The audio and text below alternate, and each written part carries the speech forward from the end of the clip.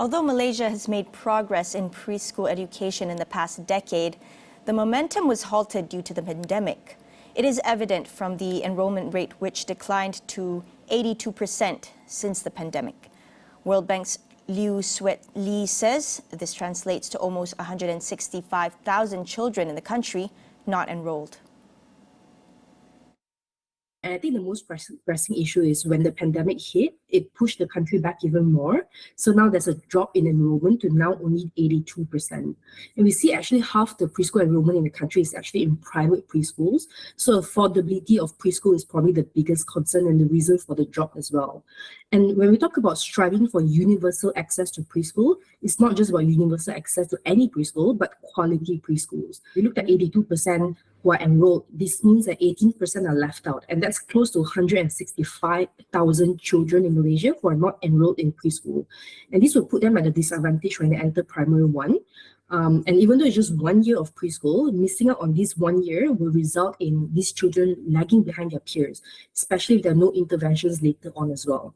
And, because there's compounding effects of these benefits, there'll be long-term repercussions to not just the children, but also the society and economy as well.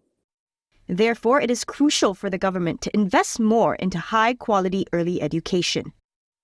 OECD suggested that we spend at least 1% of GDP on pre-primary education, and Malaysia is only at 0.15%. We also recommend that the government, both MOE and KEMA schools, expand the number of seats available so that there are more free public schools. And we also recommend that the government increase its support to teachers so that they can meet the minimum qualifications, as well as increase the support for more professional development in schools. In order to improve quality of preschools in the country, it's important to ensure teachers have the right qualifications.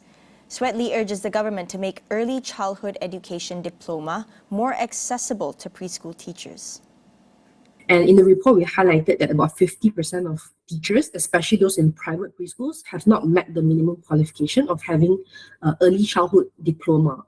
So one of the things that we really hope the government can do is to increase awareness of the importance of this diploma and to ensure that private operators actually abide by the requirement, and also to reduce the cost for this diploma as well, because it can be very expensive for teachers, especially those, they don't earn that much as well in terms of salary, for them to take on the diploma. That is also a barrier as well. So the government can do more in subsidizing this diploma and ensuring that it's affordable for teachers.